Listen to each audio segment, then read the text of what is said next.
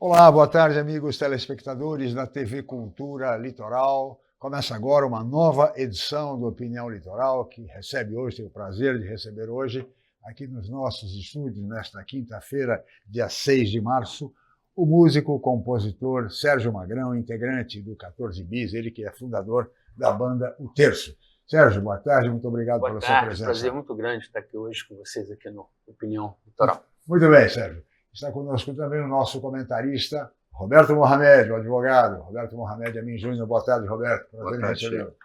Muito bem, senhores. Eu queria agora, viu, Sérgio, passar um VT especial, uma gravação de um acústico do 14 Bis, aqui em Santos, no Teatro Coliseu. Vale a pena a gente assistir, realmente imagens maravilhosas do Coliseu e da banda 14 Bis. Vamos ver o VT, por favor.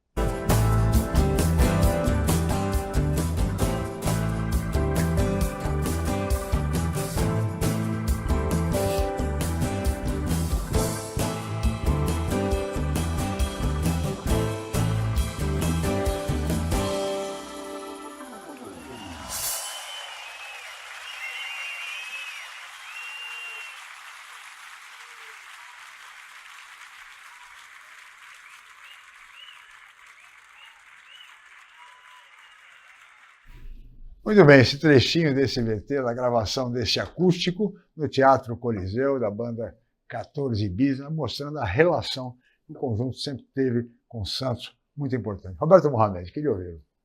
O 14 Bis tem uma história muito forte aqui, tocou muito aqui em Santos, e já desde o tempo do Terço, que o Magrão não foi fundador, mas foi da fase mais conhecida do Terço até o final, e nesse acústico que eu tive o prazer de ser o produtor do disco, ele tem ali o Celso Nascimento na percussão, que é santista, e o César de Mercês, que tocou também com o Magrão no Terço, além da banda. Foi uma experiência incrível, o Coliseu tem uma atmosfera maravilhosa, pena que não é tão bem conservado e bem tratado pela prefeitura, mas foi um show inesquecível, o último trabalho da banda. Magro, eu queria que você falasse justamente do que a gente hoje estava passando na frente, vindo para cá, e você perguntou onde era o Vasco, o Saldanha, porque vocês desde o tempo do Terço tocaram muito no Saldanha, no Vasco, o Regatas não existe mais, o Caiçara, o Ilha Pochá, onde o Terço tocou muito, bastante. O 14 Bis tocou muito. Como é que é a relação de vocês com a cidade? Olha, é muito interessante pelo seguinte, a minha relação com Santos é anterior a tudo isso aí, porque eu sou carioca e a minha mãe tinha amigos aqui em Santos, a gente vinha muito a Santos, então assim, Santos é uma cidade assim que eu já curto há muito tempo.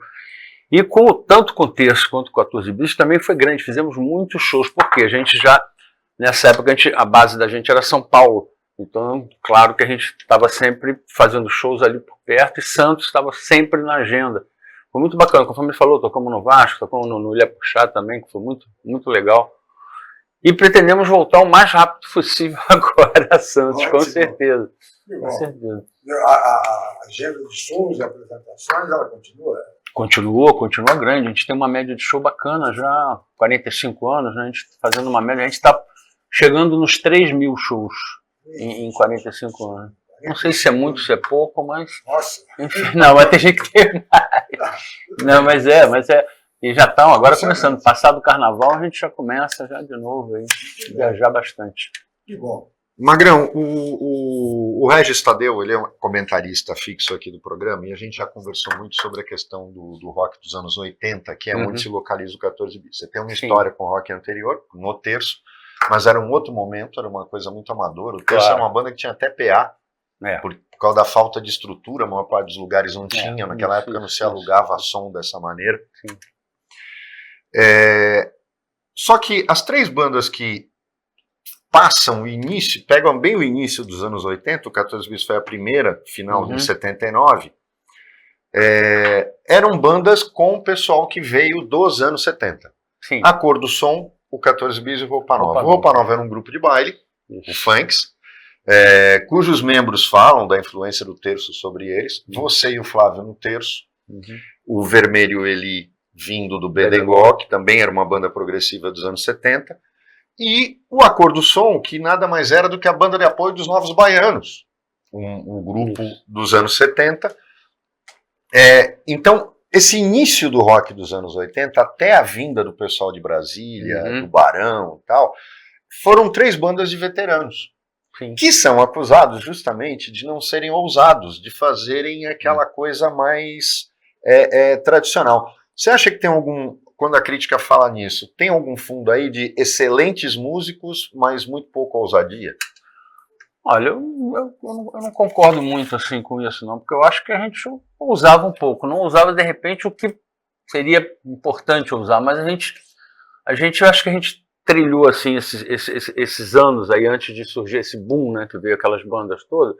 Eu acho que a gente foi, por exemplo, eu acho até que são bandas, cada uma tinha uma característica. Por exemplo, a Acordo Som era mais instrumental, né, do que cantava, mas era mais instrumental.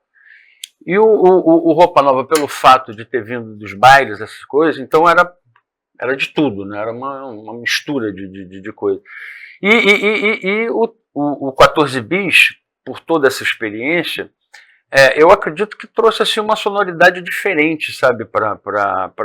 Claro, eu concordo com você que não usava muito, mas a gente conseguia misturar instrumental com vocal, era uma loucura para definir. Sempre foi muito difícil definir qual o som do 14 Bis. A gente até brinca com uma história assim, quando o festival era de MPB, não chamava a gente porque a gente era rock. E quando o festival era de rock, não chamava a gente porque era de MPB. Porque a gente tem essas duas coisas muito fortes, né, dentro da história da gente, dentro do trabalho da gente. E, assim, eu acredito que por isso que ficava muito difícil, sabe, da gente se posicionar. E acredito que tenha sido isso. A relação com o Milton, ela foi... Muita gente pensa que a produção do Milton no disco foi apenas dar o nome e apadrinhar, mas você me contou, ele participou ativamente, né? Todos os dias estava lá, e tipo assim, um ouvido muito bom. Claro que no que diz respeito à parte técnica, como hoje a gente tem produtores, que não são só produtores, acabam sendo operadores, técnicos, engenheiros de som. Não é só, porque eu acho importante, eu produzi algumas coisas, mas eu também sou meio no estilo do Milton, ou seja, assim, você ouve, se você gosta, você tem um feeling de achar, não, isso aí não tá bom, vamos mudar aqui, não, essa parte está muito grande, vamos acelerar um pouco porque está devagar. Só que hoje você tem um produtor que ele já chega na mesa, ele já está mixando, já está fazendo tudo, né? Isso aí cresceu bastante, né? Melhorou bastante. Mas o Milton foi muito importante. Todos os dias ele estava lá e com opinião assim brilhante, fora o astral dele, que era maravilhoso, sabe? Como né? Como sempre foi. E assim, foi como se fosse um padrinho da gente, né? Não só um produtor. O Milton, que foi homenageado agora na Sapucaí, no desfile das escolas do Rio de Janeiro, pela Portela. Homenagem justíssima da Portela ao Milton Nascimento. O enredo está adoentado, enfim, mas de qualquer forma presente no desfile, contribuindo muito para a qualidade do desfile da Portela. O Sérgio, falando nós estamos aqui na TV Cultura Litoral, eu queria que você falasse um pouco a respeito da importância da TV Cultura, não só para o rock dos anos 80, mas para a música de modo geral, música popular brasileira, programas como o Seu Brasil, do Rolando Boldrin, e até mesmo para a música erudita, música clássica. Sim, com certeza, é importante. Muito, muito, muito grande. São vários programas que a gente fez. Não tem do Rolando Boldrin, tem essa parte Metrópolis, tem até mesmo o Sem Censura também, que entrevista muitos músicos. A gente fez muito o Rolando Boldrin também. Foi de uma importância muito grande, muito grande. E até hoje, né, eu assisto muito. Até hoje, com certeza. Muito importante. Até para a música clássica, né? Música erudita. E você não acha, Sérgio, essa falta de investimento, porque a gente vem com aquela coisa da Lei Rouanet ter sido demonizada no governo anterior, talvez por desvios. 14, por sinal, fez quase nada com Lei Rouanet. Sim, fizemos um trabalho só com Lei Rouanet. E, na realidade, as pessoas não entendem como é que funciona isso. Não é que você é aprovado na Lei Rouanet e o dinheiro já está lá. Pode até ser que isso aconteça de outra forma. A partir do momento que você foi aprovado ali, você vai correr atrás do patrocinador, né? De quem vai bancar tudo isso aí. Vai facilitar para o cara, porque o cara não vai deixar de pagar o imposto, vai investir em cultura, não sei o quê. Mas não é essa coisa que fala, Lei Rouanet, aí vamos embora, já entrou o dinheiro e vamos para a estrada. Não é isso. Acho assim... Acho importante, sabe? Acho importante que tenha a lei. A gente usou no primeiro DVD da gente, né? Que a gente fez, a gente usou. Eu acho muito importante. A gente não vai ter tanto tempo assim, mas é justamente nessa questão. Enquanto a Lei Rouanet é demonizada, a gente tem uma indústria cultural no Brasil que sofre muito com a questão do direito autoral. Nossa. Não é só para músico, mas vai também para livros, vai para peças. Mas no caso da música, existe uma entidade cujos gestores é uma entidade particular que tem monopólio e cujos gestores já estiveram até presos, para se ver o grau de bandidagem do pessoal do ECAD. É lamentável. Sérgio, você acha possível? Isso não é muito diferente da Ordem dos Músicos do Brasil, que teve um presidente que ficou quase 50 anos, morreu na cadeira. Você acha que essa questão é falta de união dos músicos, é falta dos compositores não reagirem e aquela meia dúzia ganha muito, então ele acaba deixando todo mundo calado? Você acabou de responder com o que você acabou de falar. O que acontece? A maioria dos músicos não se preocupam muito, dos artistas, na realidade, não se preocupam muito com isso. Por quê? Eles têm a carreira deles, eles estão ganhando o dinheiro deles, estão na estrada, sabe? Uma boa parte dela já está bem financeiramente e abandonam isso. Eu ouvi de muita gente, o fulano, negócio de direito autoral é assim mesmo, no Brasil não funciona. E aí não corre atrás. Um conformismo. Exatamente, a partir do momento que os grandes, os que mais faturam, não correm atrás, o que acontece? O ECAD, nossa senhora, o funcionamento deles é terrível, é terrível. Eu tenho um exemplo que eu prefiro nem citar, que ainda está acontecendo, mas de simplesmente a minha música ser tocada em dezenas de shows e lá não recebeu, então não entrou no roteiro. Como não entrou no roteiro? O cara vai lá, aí você tem que provar, tem que gravar, e lá, olha, minha música está lá e eu não recebi. E aí isso vai passando, ainda tem um detalhe, passou 5 anos, caducou. E aí você perdeu. A gente tem novelas que a gente fez que a gente nunca viu dinheiro e não vai ver mais. E eu não quero nem, de repente, acusar, ou enfim.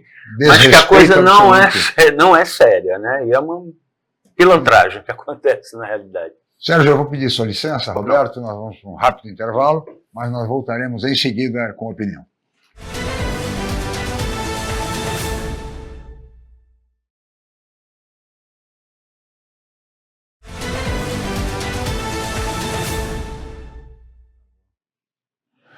Muito bem, estamos de volta com Opinião, que recebe nesta quinta-feira, dia 6 de março, o músico, compositor Sérgio Magrão, integrante do grupo 14 Bis, e o nosso comentarista, o advogado Roberto Mohamed Amin Júnior. No bloco anterior falamos exatamente sobre o papel do ECAD e a dificuldade, Roberto, que os músicos e os compositores enfrentam para poder receber o que lhes é devido, o que lhes é de direito, afinal de contas. Porque a gente tem um negócio, Magrão, porque é curioso que atinge os dois compositores da música, você e o Sá. Sim. O Sá no Encontro Marcado, que é um projeto 14 Bis, Toa Venturini e Sai Guarabira, que esteve aqui em Santos, o Sá brinca falando que, olha, essa música não é do Roupa Nova, quando ele fala de Dona. Sim. Ele fala, e Caçador de Mim não é do Milton Nascimento.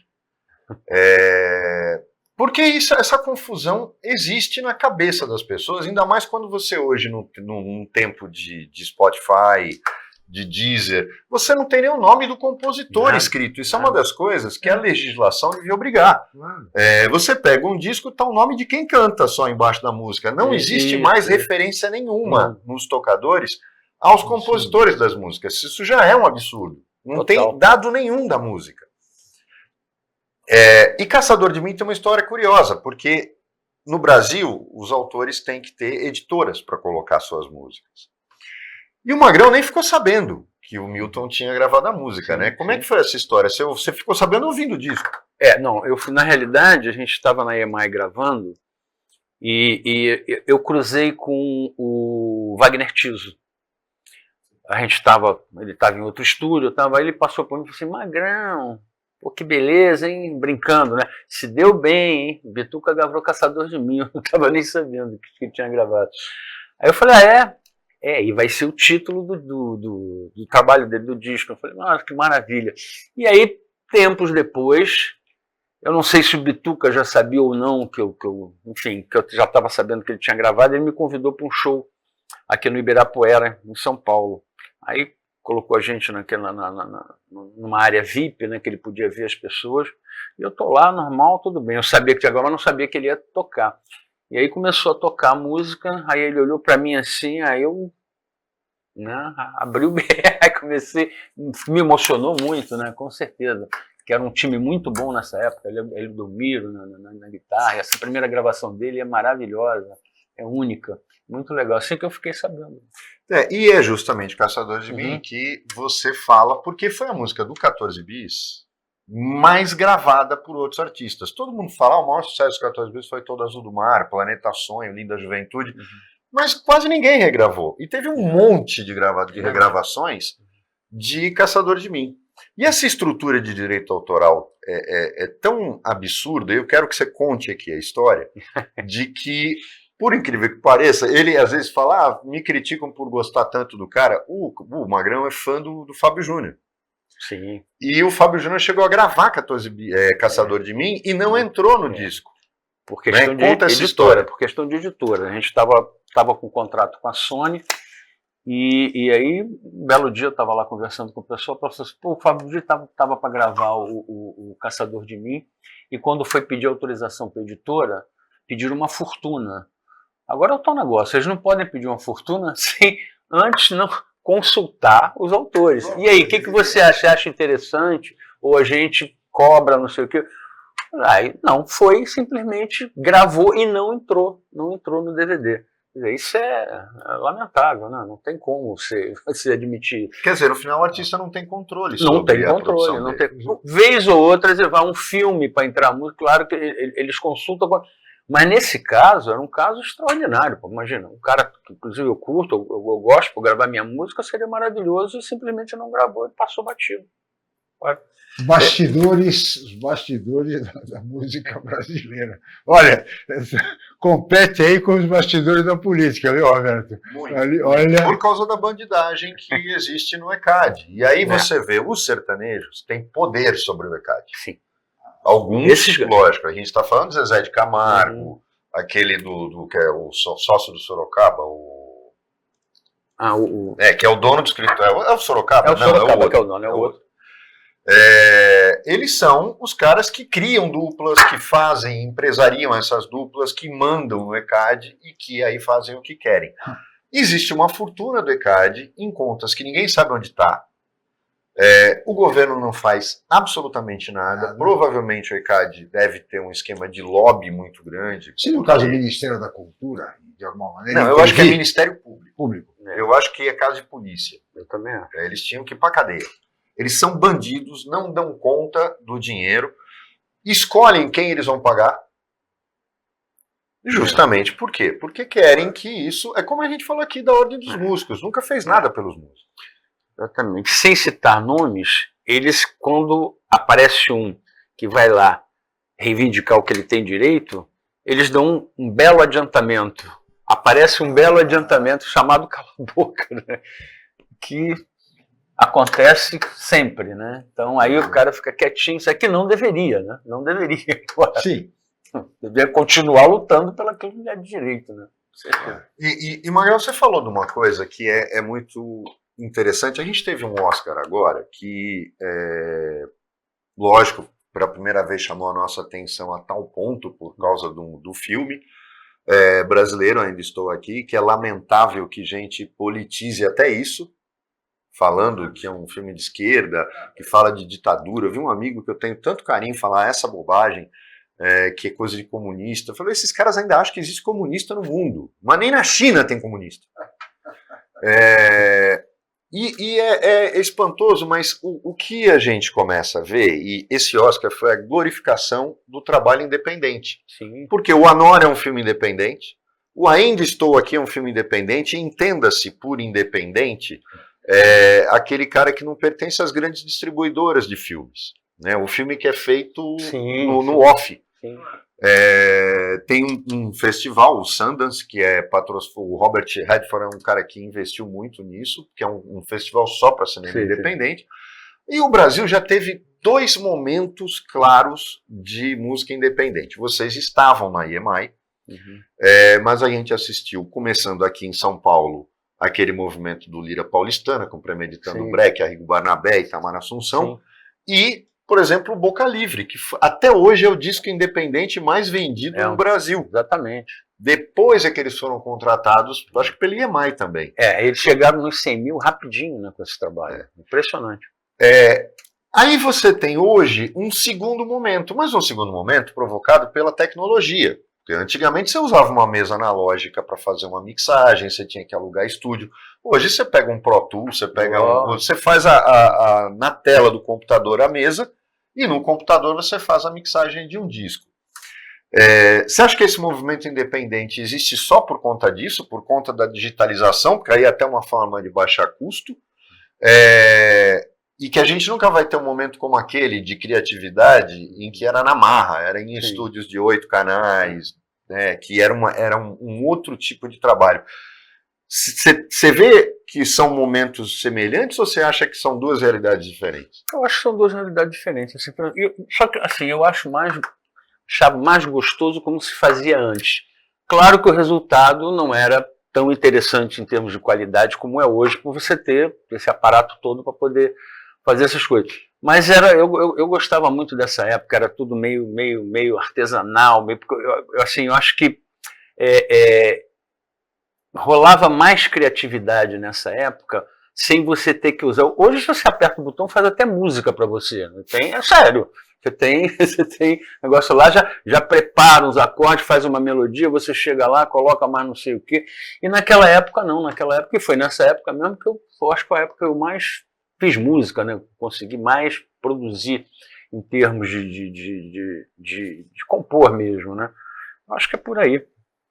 Você teve o terço, por incrível que pareça, ele começa antes de vocês entrarem na Continental, e depois ele foi, no seu tempo, para uma gravadora que só gravava Odair José, Roberta Miranda, Valdir Soriano, que foi a Copacabana. Como é que foi isso? Fazer a banda de rock que invadia a seara dos bregas. Isso, mas você sabe que foi uma experiência interessante, porque eles achavam que eles nunca iam ter uma banda desse tipo lá. Então, eles faziam tudo que a gente pedia. Esse foi legal. Tanto é que o próprio empresário na época, o Mário Bonfilho, conseguiu que a gente comprasse um PA, né, um equipamento inteiro, que pouca gente tinha na época. Tipo assim, então, assim, no final, a Copacabana foi uma experiência interessante, não só por isso, como eles tinham também artistas desse lado brega que eram lançados lá fora, eles conseguiram lançar o Criaturas da Noite em vários outros lugares, no mercado latino-americano, tipo assim, conseguiu fazer uma série de coisas, porque foi uma novidade para eles, né? Eu me lembro, Adiel, que era o nome do presidente, e o Mário Bonfilho conseguiu convencer ele de fazer uma série de coisas, então foi bom nesse aspecto, todo mundo ficava assim, né? Porque tinha a moçada que olhava assim, porra, terço na Copacabana, aí, o que tem? Qual o problema? Ô, Sérgio, me diga uma coisa, hoje em dia, falando em música de qualidade, há espaço hoje no Brasil para shows com música de qualidade ou só há espaço para o que a gente está vendo aí, que é coisa da pior qualidade? Tem espaço, mas obviamente tem um espaço muito maior para essa música que você falou aí, né? Que lamentavelmente, enfim, é claro que de qualquer forma, por mais que fale, tem espaço, é claro que ele acaba ocupando um espaço no mercado que tira um pouco por exemplo, você pega uma rádio para tocar o tipo de música da gente, música de qualidade, você encontra poucas, né? Poucas que tem essa característica. Porque está todo invadido. E outra coisa também, o celular, né? O celular agora mudou também a forma de se ouvir música, né? Isso também mudou, né? Então, a moçada com aquele aparelho na orelha e ouvindo fone, e acaba que... Agora, eu acho que assim, em termos de show, existe sim. Que graças a Deus existe um público que já vem de lá de trás, que acompanha. Eu posso falar que o nosso público não é só um público mais velho, a gente tem um público também que esse é aquela coisa que os pais, eu até brinco, ó, você só gostava, a gente chegou a fazer uma enquete uma época que a gente viu que a gente tinha com certeza pelo menos uns 30, 40% do público entre 18 e 25 anos. Sabe? Claro que a grande maioria são os mais adultos, mais velhos, com certeza. Que também é muito bom. Mano. Gente assim, né? Como a gente aqui. Faixa, mas de qualquer maneira é importante essa renovação de público jovem, ouvindo, buscando música de qualidade. Isso aqui. Nós já tivemos tanta coisa de qualidade, eu não me conformo com o que nós temos hoje de música no Brasil. Mas, enfim. Roberto, vou pedir sua licença. Sérgio, para mais um intervalo, mas voltaremos em seguida com a opinião.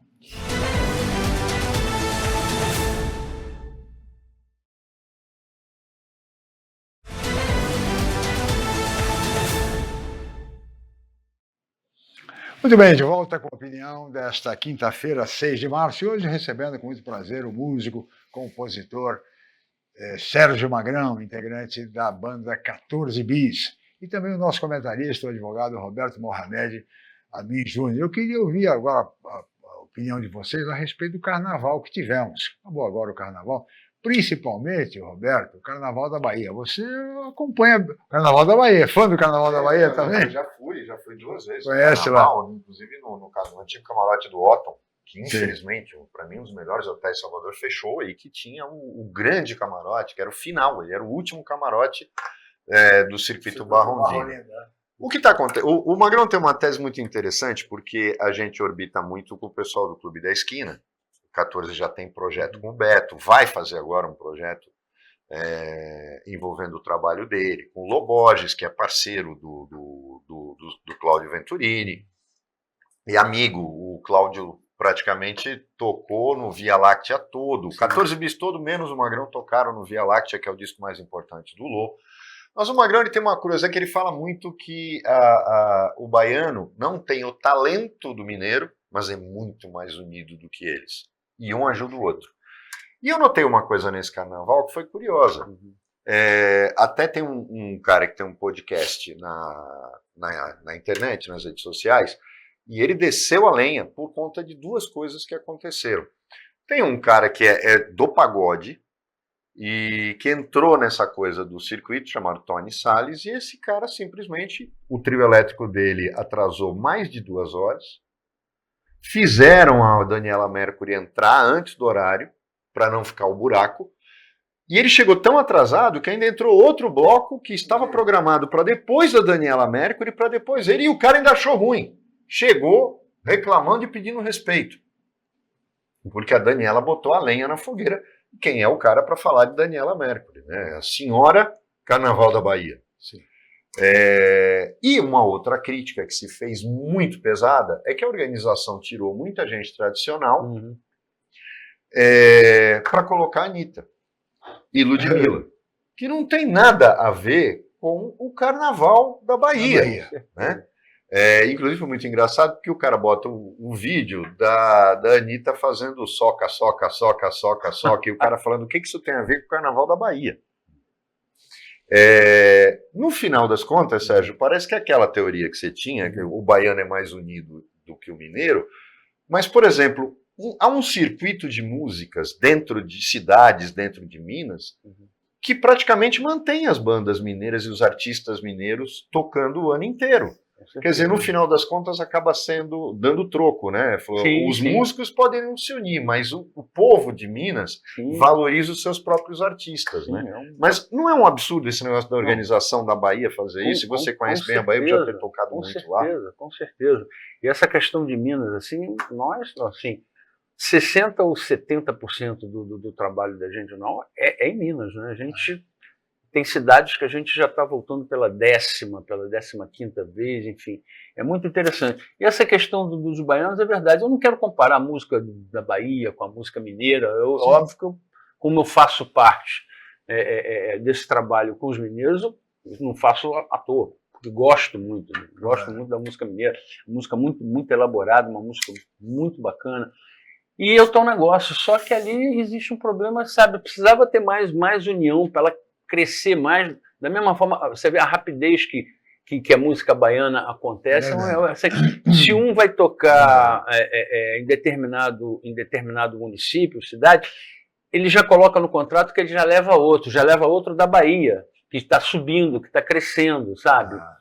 E coisa que não acontece muito, lamentavelmente, em Minas, sabe? Que fica uma coisa muito fechada. Eu não sei explicar o porquê. Eu não sei se é por causa das montanhas, e lá tem o mar, não sei qual que é. Na realidade... Explicação geográfica. Pode ser geográfica também. Agora, nesse sentido, falando em Minas, isso remete ao Clube da Esquina. Eu queria que você falasse um pouco a importância do Clube da Esquina e esse trabalho que vocês vão fazer em conjunto agora. Sim, uma importância muito grande, porque, na realidade, brincam e falam que a gente é o playground do Clube da Esquina.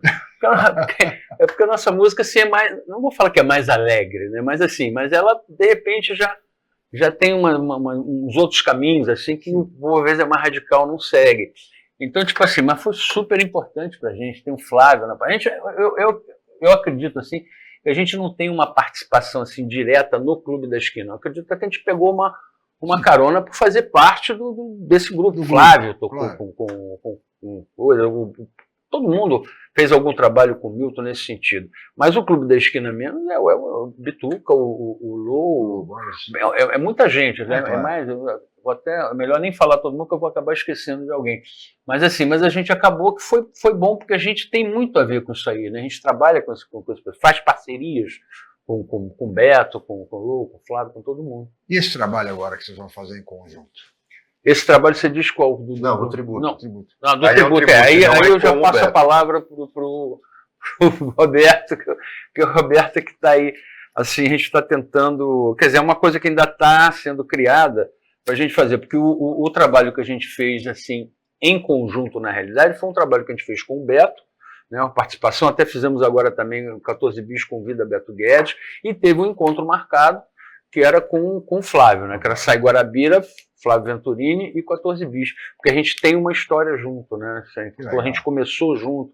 O Flávio tem uma música de grande sucesso com o Guarabira, que é o Espanhola, eu tenho com o Sá, que é o Caçador de Mim. E a gente conseguiu fazer, assim, durante 10 anos, bons shows levando. E a gente está tentando voltar a fazer isso e surgiu até algumas ideias interessantes do Roberto, que a gente vai ver se dá para a gente desenvolver. Tem que fazer, né, Roberto? Tem música de qualidade, afinal. Não, porque, por exemplo, quando tem uma hora que, quando eu surjo no 14 Bis, eles estavam fazendo há 8 anos o mesmo repertório. É verdade. Né? Tanto que nós tivemos uma reunião, eu falei, gente, daqui a pouco vocês vão virar cover de vocês mesmos.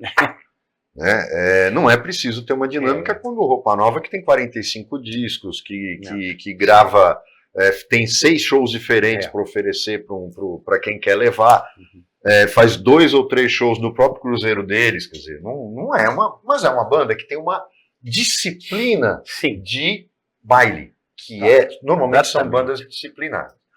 As bandas autorais já são mais preguiçosas por natureza, mas quando você fica se repetindo, a coisa vai cair meio no automático, tanto que o acústico tem músicas dos primeiros discos, a gente resolveu focar nos primeiros discos e principalmente na origem da banda. Tem música do Terço, tem música do Bendegó, tem música do Beto, o Beto está ligado diretamente à própria origem do 14 Bis, embora seja lenda. Quem diz que o Beto foi o primeiro baixista que o Magrão entrou no lugar dele, o Beto ficou bravo um dia. Ô, velho, eu nunca fui baixista do 14 Bis. Não era. A banda... acho que era o Vermelho. Né? O Flávio sai do Terço para tocar com o Beto Guedes. Uma coisa que ninguém consegue entender, mas num determinado momento da carreira ele fez isso. E o Magrão, eles precisavam de um baixista e eles vieram para São Paulo, Vermelho, Flávio, Eli e Cláudio, Cláudio moleque, para convidar o Magrão, tanto que eles começam em São Paulo, depois vão morar no Rio e depois vão morar, e o Magrão que morou mais tempo em São Paulo. Exatamente. Agora, tem uma coisa bastante curiosa, que a gente fez um projeto com o Beto, ia ser um disco com os dois no palco, o Beto com o 14 Bis, que acabou não dando certo, porque o Beto também é um artista muito difícil de trabalhar com os outros. E também não tem aquele negócio de não gostar muito de ensaiar. Mas é um gênio. E como todo gênio, é difícil lidar. Então a ideia, e a gente tem uma relação com ele maravilhosa. Eu tenho muito orgulho de ter a relação que eu tenho com ele. E a gente tem agora 2 projetos paralelos, que é o 14 bis 45 anos, que vai ser um show gravado também, focado nos 4 primeiros discos e no terço, mas com outro grau elétrico e não acústico. E o outro é o tributo ao Beto Guedes, que pode ser transformado em tributo a Beto Guedes e Lô Borges. A gente ainda está estudando por causa da ligação que todo mundo tem com eles, né? Mas eu vou agora tocar na ferida, porque você está muito politicamente correto. Não. Vocês já trabalharam, o próprio Flávio, que tem um talento inacreditável para compor, para cantar. Você já trabalhou anteriormente com o César de Mercês no terço, que também é outro cara que é genial compositor, canta muito, ainda faz música e letra. Exatamente. Você trabalhou e foi, pouca gente sabe disso, você era banda, o terço nasce nos ensaios do 14 bis, porque inclusive o Flávio veio para substituir o Zé Rodrigues, que tinha saído. E o Guarabira e o Sá também são pessoas difíceis. É muito difícil trabalhar com gênio, Magrão? Pouquinho, né? É um pouquinho. É um pouquinho, mas é bom. Eu gosto que são pessoas que, o Beto, você citou o Beto, eu sou fã número 1 dele, adoro o trabalho dele, adoro tudo. Como era também, mudando disso aí, o Renato Russo, que era uma loucura, como era o Cazuza, são pessoas geniais, mas tem sempre uma loucura, né, caminhando junto. A própria história de Mais Uma Vez é meio maluca. Exatamente, né? A história de Mais Uma Vez é interessantíssima, porque a gente estava ensaiando na EMAI para fazer um trabalho novo lá dentro, e era uma sala que tinha várias salas em volta, que eram pequenos estúdios, a gente ensaiava. E nessa sala maior estava o Renato Russo sentado lá, mas não sei o que, e a gente estava tocando bem em frente a ele, e dava para ouvir o que a gente estava tocando. Em determinado momento, quando acabou o ensaio, o Flávio saiu o Cláudio também, e aí ele perguntou: vem cá, essa música que vocês estão tocando aí o dia inteiro, não sei o que, esse tema, já tem letra? Aí o Flávio falou para ele: não tem letra não, a gente está só brincando, tirando a melodia. Aí eu falei assim: já tem, eu fiz uma, vocês querem... Enfim, vocês querem ouvir, ver, testar? E passou para o Flávio, e depois ainda fez algumas modificações, e surgiu, mais uma vez, que foi um estouro, né? Foi um negócio, e ele participou com a gente cantando desse trabalho, foi muito legal. Coisa de gênio. Muito bem, meu caro Sérgio, Roberto, vamos para mais um intervalo e voltaremos em seguida para o último bloco do programa do Opinião.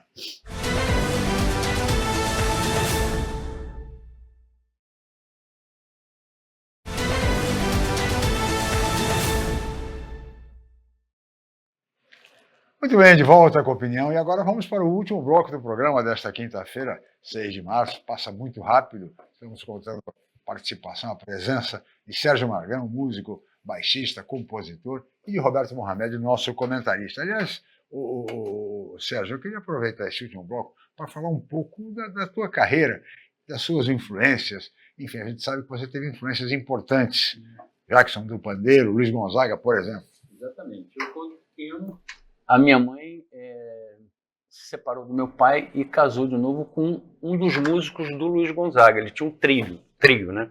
Que era o Catamilho, que tocava zabumba, e ele, o Zequinha, que tocava triângulo, e o Gonzagão no... Só que isso eu pequeno ainda. E isso, assim, eu fui crescendo, me interessando por música, sempre com aquela história nessa época, era assim, tem que estudar. E eu assim... Eu estava sempre nos ensaios do Jackson do Pandeiro, nos ensaios do Luiz Gonzaga que ele fazia, Gonzaguinha nessa época, novo ainda, nos cantos, tocando violão, isso eu me lembro bem.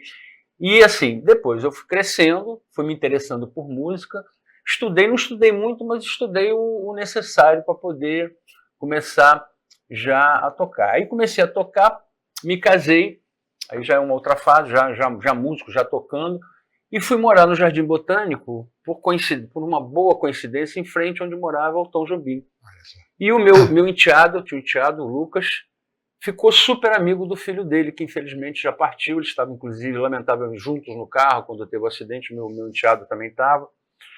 E aí, o que aconteceu? Ele baixava lá em casa, tipo 7, 8 horas da manhã, ele me chamava de Manga, porque o Lucas não conseguia falar magrão, ele falava mangão. Aí ele, não sei porquê, virou Manga. Manga, cadê meu filho? Aí brincava. Aí descia os dois, o João, depois a gente se encontrar mais tarde na plataforma, aí já para tomar um chopinho, para tomar um papo maravilhoso. E um belo dia, isso eu nunca contei, eu tive a ousadia, nós fomos juntos, eu e ele, para buscar as crianças, no caso o Lucas e o João, lá num sítio que ele tinha. Esqueci agora o nome do lugar. E chegando lá, a gente foi para o estúdio dele, tinha um violãozinho encostado, ele estava fazendo umas coisas, eu peguei o violão e toquei Samba de uma Nota Só, assim, morrendo de vergonha, assim, na frente dele. Né? Tipo assim, e aí ele ouviu, ele falou assim, eu falei, desculpa, mas isso aqui, papapá, que foi uma experiência muito bacana, assim, porque Tom Jobim era um papo, assim, nossa, era assim, fantástico, fora, não precisa nem falar, a genialidade. A genialidade, fora do normal. Isso assim, foi muito importante, foi sorte, foi uma honra ter crescido, né? Tendo essas pessoas. Mas o cara influência, mas o cara responsável por você e o Moreno entrarem na música foi o Zé Rodrigues, né? Sim, aí já foi o Zé Rodrigues, ele foi o primeiro que me chamou para fazer já um trabalho mais. Porque a gente estava ensaiando na época, aí tem uma historinha antes. Eu e o Moreno, a gente tocou na banda do Luiz Melodia. A gente tocou um tempo, preparamos todo o trabalho dele para ser apresentado no Teatro Opinião, com convidados, mas não sei o quê. E a partir daí a gente tinha um lugar lá nesse shopping onde tinha o teatro, que a gente ficava ensaiando o grupo Faia, que era uma outra banda. Nisso surgiu o Sá, na realidade, o primeiro contato foi o Sá e o Guarabira, mas para gravar que foi o Zé Rodrigues. Aí para gravar eles me chamaram a mim e o Moreno para gravar. E na época, engraçado que ele ainda colocou, era ele que me apelidou. Depois virou Sérgio Magrão, mas era Sérgio Magrelo. Eu falei assim, o Magrelo não está muito bom, né? Aí saímos, aí foi o começo da carreira profissional mesmo, né? Porque até então era baile, toquei muito em baile. Baile é uma grande escola, né? Uma época a gente tocou os muito. bailes na vida. Exatamente, baile é impressionante. Baile você toca de tudo, né? Então você tem uma experiência muito grande. Vídeo roupa nova, né? E aí é que você acaba conhecendo o Sérgio Heinz, mas já conhecia o Cezinha, mas já tinha perdido contato. Sim, não, com o Cezinha é amigo de adolescência, né? Eu conheci o Cezinha, a gente tinha 14, 15 anos, 16 por aí. E a gente era a época que era Beatles, né? Que a gente ia para o cinema para anotar os acordes, não sei, Bruno e Flamengo, eu lembro que a gente ia 3, 4, 5 vezes assistir para poder tirar a música, para poder tocar nos bailes. Ô Sérgio, falamos muito em músicos, compositores geniais do Brasil, de várias gerações. Hoje em dia, você destacaria algum talento na música brasileira, alguém que está surgindo em bom nível? Difícil. Olha, a pergunta é difícil, sinceramente. Sabe o que eu acho que está acontecendo? Assim, por causa dessa dificuldade de você lançar qualquer coisa nova, a gente tá perdendo talentos, muitos talentos que querem, de repente, se projetar ou virar um cantor ou montar uma banda e que desiste, vai virar arquiteto, vai virar engenheiro, vai ficar...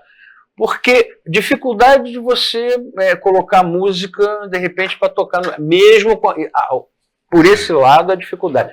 Tem a facilidade de você poder fazer o disco em casa, né? Hoje já proporciona, toda a tecnologia já proporciona você fazer isso, porque antigamente você tinha uma gravadora, custava uma fortuna. Mas, ao mesmo tempo, acho que rolou um certo desânimo, né, das pessoas talentosas que devem estar por aí fazendo outra coisa, que poderia estar fazendo um trabalho bonito. Eu sinceramente, não consigo citar, me ajuda aí nessa. A gente tem uma pessoa que vai participar, inclusive, ficou entusiasmada com o convite, que vai participar do nosso projeto, que é a Ana Canhas, que eu vi pela primeira vez aqui no aniversário da Autoridade Portuária de Santos, do Porto de Santos, em que ela veio cantar. É uma menina que tem uma presença de palco excepcional, uma voz maravilhosa. É verdade. Foi convidada, aceitou, vai participar provavelmente dos 2 projetos. Mas é realmente muito difícil você... Porque o que tinha de novidade, suposta novidade, foram aquelas gravadoras que surgiram no Rio de Janeiro, Velas, como é que é o nome daquela outra, do filho do Jair Rodrigues e do... Não lembro. Que acabaram não durando muito. Biscoito Fino. Biscoito Fino Até também. o Biscoito Fino também, Biscoito mas Fino teve Rio. essa outra que eu não lembro agora o nome. Essa outra era muito curiosa porque todos os discos pareciam iguais. A mesma coisa que o Lincoln Olivetti fazia foi nos anos 80, era meio que o padrão dessa gravadora que eu não consigo. A Velas era do Ivan Lins e do Vitor Martins. Mas, o Magrão, será que o problema... Porque é o seguinte, o Magrão conviveu com uma turma de letristas, que eram caras que nunca não apareciam, Sim. tanto os mineiros quanto os que ele teve a chance de trabalhar, como é o caso do Sá, do César de Mercedes. Esse era músico, mas é uma exceção. Mas, por exemplo, Minas, Murilo Antunes, Márcio Borges, Ronaldo Bastos, que eram caras que não apareciam. E o principal deles, Fernando Brant. Exatamente. Mas hoje, como eu falei, quando você pega um disco no Spotify, antes o cara aparecia porque ele comprava, as capas eram, por exemplo, o Terço. A Copacabana puxava tanto o saco deles que os 2 discos são álbuns. Coisa que era uma raridade no Brasil. Eles aceitavam, assim, tipo, as propostas. A capa é o luxo do que são os 2 discos do Terço naquela época, você comparando com os primeiros da Continental, é um trabalho lindo. Você abria, você via o nome do cara, então você sabia que Espanhola era do Guarabira, com um cara desconhecido, o tecladista do Terço, Flávio Venturini. Você via que existia um Murilo Antunes, existia um Fernando Brant na vida do Milton. Lógico. Hoje, o Vitor Martins na vida do o Vitor Martins, o Aldir Blanc na vida do João Bosco, Paulo César Pinheiro. Exato. E aí hoje, o cara vai lá no Spotify, tá o nome do artista e ninguém sabe quem compôs a música. Você não acha que isso é uma das causas pela qual acabou pulverizando e qualquer um escreve qualquer coisa porque o cara que é um poeta já não se dá mais a esse trabalho. E esses talentosos, inclusive, porque que eu falo assim, que desiste, acaba abraçando outra profissão, outra coisa, por que eu falo? Porque se você for lá no Instagram, não sei o quê, essas pessoas, mesmo tendo abandonado, desistir de fazer, eles ainda têm tanta vontade, é tão talentosa, que eles fazem coisas amadoras, que tocam, você fala, cara, o que esse cara está fazendo que não aconteceu, que é um médico, eu conheço pediatra que toca muito, que desistiu, sabe, que não tem uma carreira profissional, não só o Fabrício, tem outros que você entra no Instagram e você vê assim, o cara virtuoso, e faz em casa e grava, coloca lá, mas não quer saber porque sabe que vai ser uma pedreira, né? Vai ser uma dificuldade para poder se projetar. Muito complicado. E aí, quer dizer, a própria mídia também não contribui, não colabora, não divulga, não dá espaço. Divulga sempre a mesma coisa. E Marlon, rádio ainda é relevante ou não? Não é. Eu acho rádio ainda importante. O povo ainda... Carro, né, cara? Carro, por exemplo, uma moçada, eu ainda acho importante. Claro que não tem mais a importância que tinha antes, obviamente. Hoje em dia você vai lá, põe uma grana lá no Instagram, atinge não sei quantas mil pessoas, não sei o quê, também interessante. Eu falo que televisão, né? Mas só que televisão é cara, né? Então acaba sendo um meio de divulgação mais complicado. E sem a mídia fica difícil, né, para esses novos talentos alcançarem, terem espaço, enfim, e poderem divulgar o seu trabalho. Tem muita gente talentosa, mas que infelizmente não consegue divulgar o seu trabalho. Ô Sérgio, olha, nós teríamos muito mais a conversar. Você imagina que a pauta aqui é enorme, mas de qualquer maneira eu queria agradecer muito a sua participação, a sua presença e sobretudo os seus esclarecimentos. Foi ótimo. Muito obrigado pela presença. Eu que agradeço muito aqui hoje. Muito bem. Roberto, obrigado mais uma vez. E eu queria fazer um lembrete aos amigos, para que se inscrevam no canal do YouTube do Opinião. O YouTube, Opinião Litoral. Inscrevam-se, deixem seu like lá para o Opinião Litoral. Muito bem, amanhã nós estaremos de volta em mais uma edição. Muito obrigado e até lá.